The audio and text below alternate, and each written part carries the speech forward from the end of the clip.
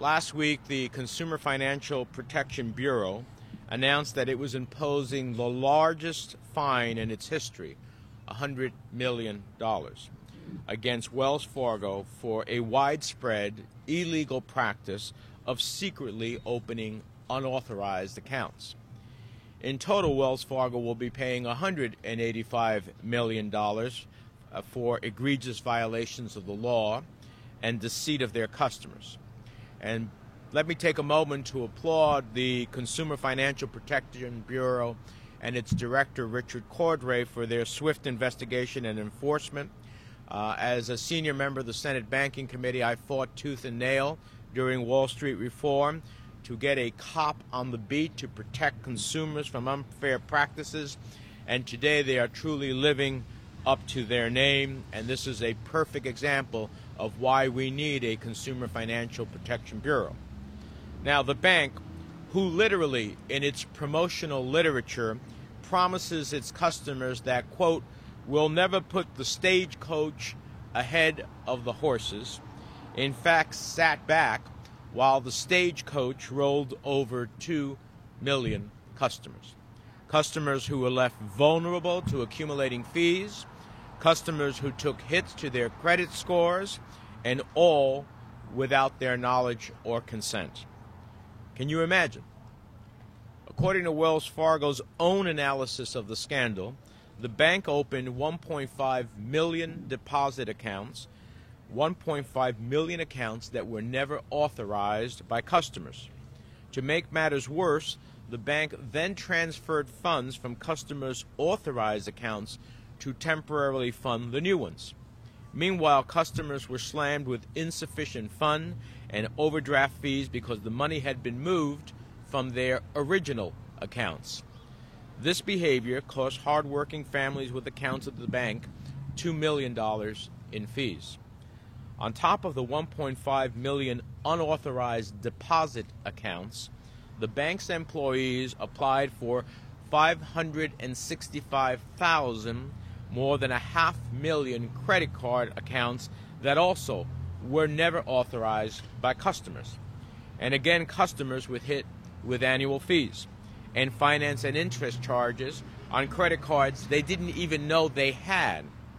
And again, customers saw dings to their credit scores for failing to pay for the fees.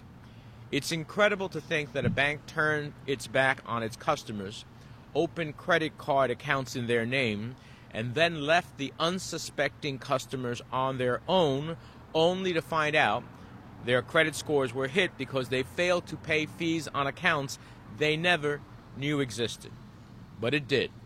This is truly unconscionable. How does an institution that supposedly prides itself on customer trust and that has spent most of the last decade trying desperately to differentiate themselves from their peers on Wall Street engage in such wide-scale deceit, fraud, and abuse? That led me to call and demand hearings on this scandal. I led a letter with a series of my colleagues on the Senate Banking Committee who sent a letter to Senator Shelby, the chairman of the Banking Committee, and I'm pleased to report that this Tuesday, Wells Fargo President and CEO John Stumpf will come before the Senate Banking Committee and answer for his company's wrongdoing, to explain to his customers why their bank ripped them off.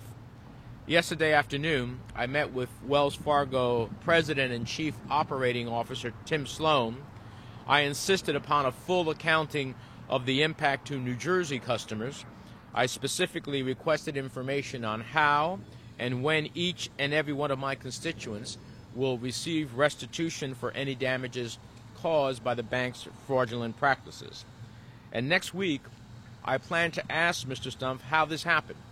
I want to know what type of incentives, maybe I think perverse incentives, were in place, how much pressure to sell accounts came down from higher-ups that could encourage 5,300 employees to engage in deceptive and fraudulent practices in order to help the bank meet its goals. I want to know how high up this goes at the bank.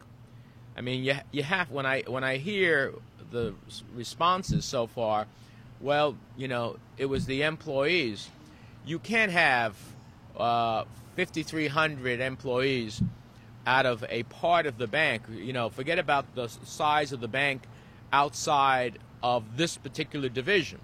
They have a mortgage division, they have a financial services division, but when you look at just this part of it, 5,300 employees of that division, that's a lot of people. And I cannot believe that that can happen without senior staffing at the bank knowing and promoting it.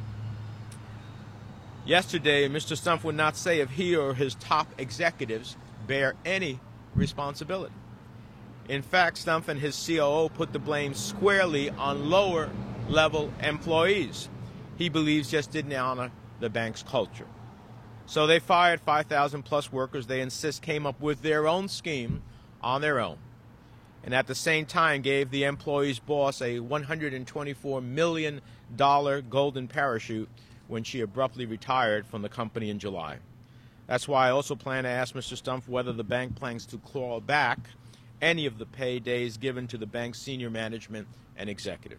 If her bonuses and rewards were in any way connected to the fraudulent practices happening under her watch, then the bank should claw back her payday.